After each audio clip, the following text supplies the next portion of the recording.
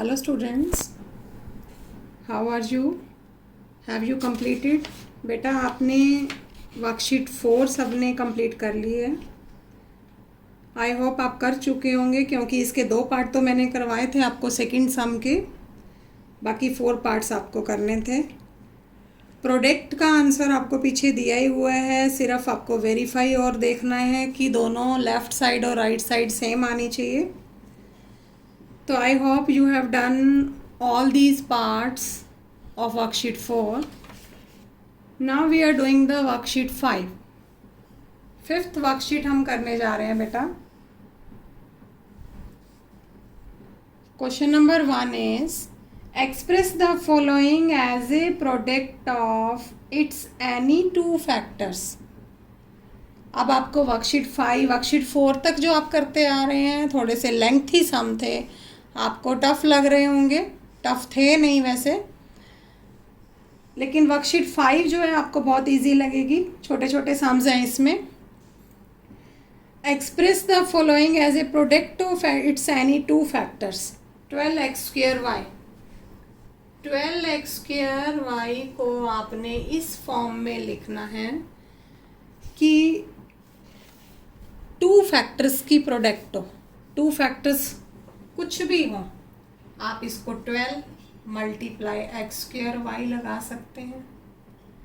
2 एक x यहाँ ले लो, एक x उधर ले लेते हैं। 2 6 जा मीन्स आपके मल्टीप्लाई के बाद ना ये आंसर आना चाहिए। 2 6 जा 12 x into x x² and y, ये भी फैक्टर हो सकता है। और भी कोई ले लीजिए आप। 3y ले लीजिए, पहले 3y ले लेते हैं तो 3 4 जा रह गए यहाँ पर, और इधर क्या हो जाएगा x² रह जाएगा, क्योंकि 3 4 जा 12 x² and then y। Means यहाँ पर जो दो टर्म्स हम बताएंगे उन दोनों की प्रोडक्ट जो है आपकी ये स्टेटमेंट होनी चाहिए। तो कोई भी नंबर आप ले सकते हैं। 12x² ले लीजिए तो साथ में क्या आ जाएगा y। 12x² ले लिया देन y। तो एनी 4 आपको बताना है, क्योंकि 4 डिफरेंट वेज बताने थे। वेज तो आपके बहुत सारे हो सकते हैं, बट आपको 4 डिफरेंट वेज ही बताने थे कि इन दोनों को मल्टीप्लाई करके जो स्टेटमेंट में गिवन है वो आना चाहिए। Clear to all? तो फर्स्ट पार्ट मैंने आपको बताया है, बाकी 2 पार्ट्स आप अपने आप ट्राई करना।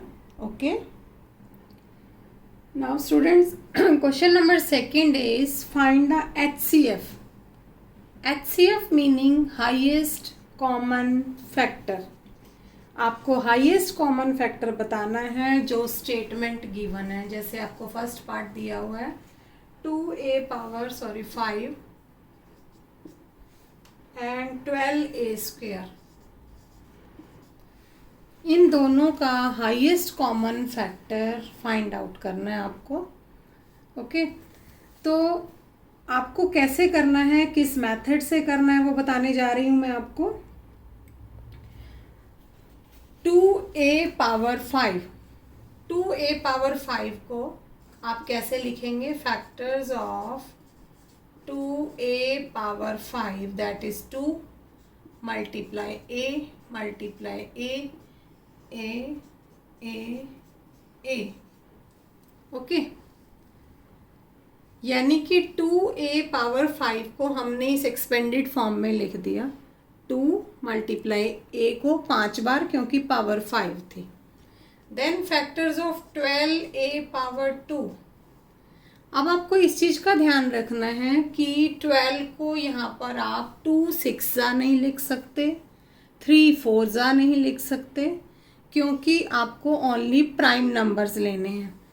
तो आप लिखेंगे 2 इंटू 2 इंटू 3, 2 2 जा 4, 3 जा 12। Okay, these are the prime numbers. a into a, क्योंकि पावर 2 है तो a मल्टीप्लाई a। समझ आ गया बेटा? अब आपने क्या करना है, HCF यानी कि कॉमन फैक्टर, पहले highest common factor find out करना है। तो हाईएस्ट कॉमन फैक्टर क्या होगा इनका? ये देखिए, ये 2 दोनों लाइन में आ रहा है, यहाँ पे 2 आ जाएगा। देन और दोनों लाइन में कौन सा आ रहा है, ये ए नंबर भी आ रहा है, ये ए भी आ रहा है, तो ए इंटू ए, जो दोनों लाइन में आएगा 2 into A that is 2a power 2. So answer of HCF is 2a power 2. Clear बेटा? आपको क्या करना है, जो स्टेटमेंट गिवन है उसके पहले फैक्टर्स प्रोडक्ट फॉर्म लिखिए, देन सेकंड स्टेटमेंट की प्रोडक्ट फॉर्म लिखिए, बट वो फैक्टर्स प्राइम नंबर होने चाहिए. 2 इंटू 3 लिखेंगे 12 को, और फिर दोनों लाइंस में जो कॉमन आएगा उसका that is the highest common factor. Okay बेटा? यस बेटा. सेकंड सम का ही one more part I am doing. Fifth part, 2x power 3 y power 2, 10x square y3 and 14xy. Okay, कैसे करेंगे इस सम को? Factors of 2x3y2, product form लिखनी है. 2 मल्टीप्लाई x पावर 3 का मतलब write down x into 3 times. y power 2 means write down y 2 times y into y. Power को expand करके लिखना है आपने. Then 10x power 2 y3, 10 is written as 2 5s are 10. Okay, x power 2 means x into x, y power 3 means y into y into y. Okay, and third number is 14xy. 14 के factor 2 7s are 14, and x एक ही बार दिया हुआ है, y भी एक ही बार दिया हुआ. ठीक है. Now you have to tell the HCF, highest common factor.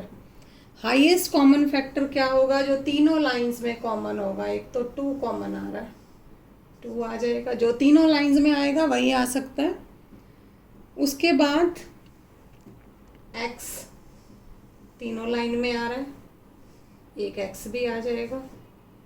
उसके बाद y भी, एक y जो है वो तीनों लाइंस में आ रहा है. बाकी इधर y एक्स्ट्रा है, बट लास्ट वाले फैक्टर में नहीं है y, एक ही बार है तो y लेंगे. तो ये तीनों में आ रहा है तो x लेंगे, तीनों में y आ रहा है तो y लेंगे. Then your answer is 2xy. Okay बेटा? तो this is the HCF, highest common factor, and this is the method. ध्यान से देखिए इसको. पहले उसको एक्सपेंडेड फॉर्म में लिखिए. नंबर्स फैक्टर्स जो है प्राइम फैक्टर्स होने चाहिए, एंड फिर तीनों लाइंस में जो कॉमन है that is the highest common factor. Okay बेटा? Now students, question number 3, again same question is here, find the HCF. But एक चीज़ और है इसमें, एंड फैक्टराइज. आपको HCF भी फाइंड आउट करना है और फैक्टराइज भी करना है.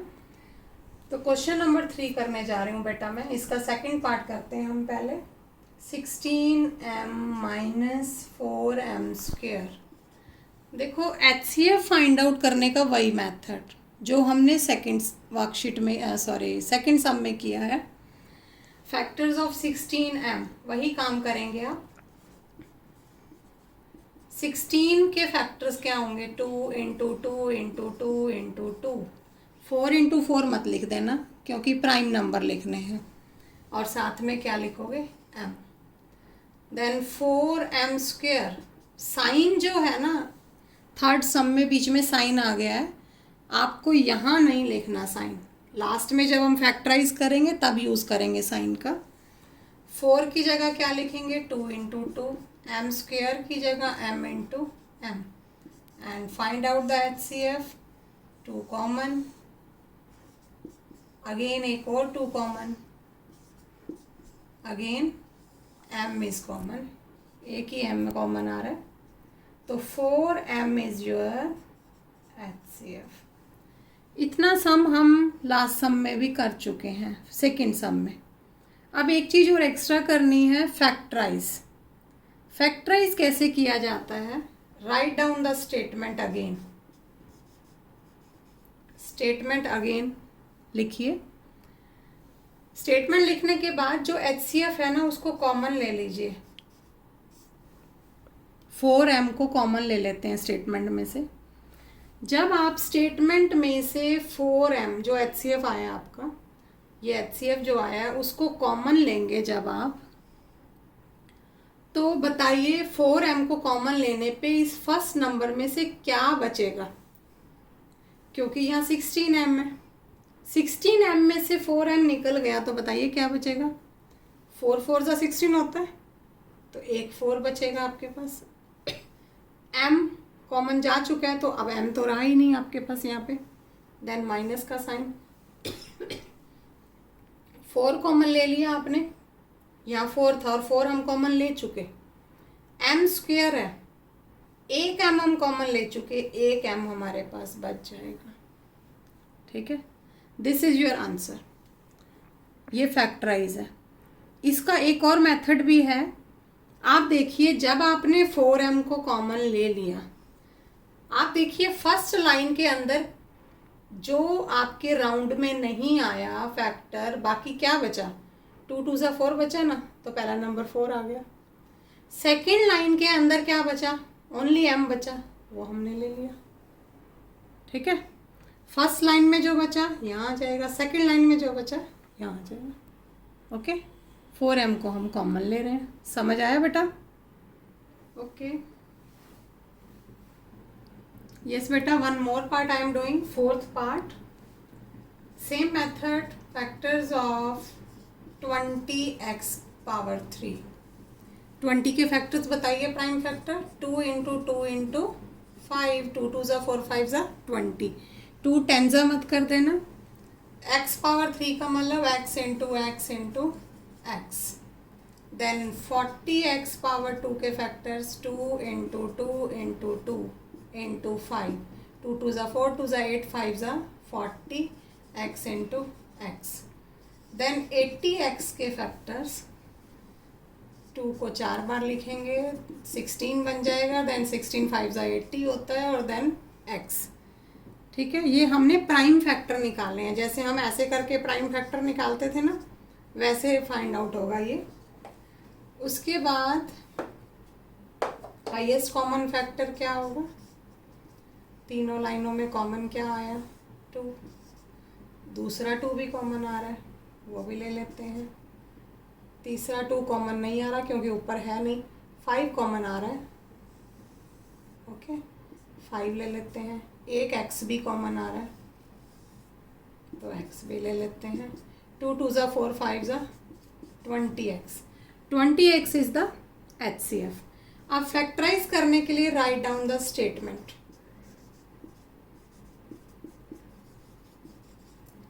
स्टेटमेंट लिखकर आपने 20x कॉमन लेना है। 20x कॉमन लेने के बाद बताइए पहली स्टेटमेंट, पहली लाइन में क्या बचा? 2 बार x यानी x पावर 2।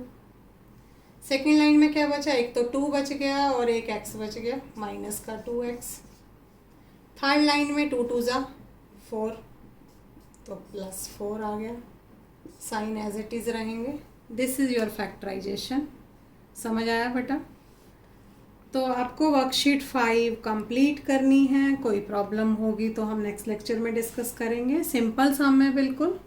ओके बेटा, हैव ए नाइस डे।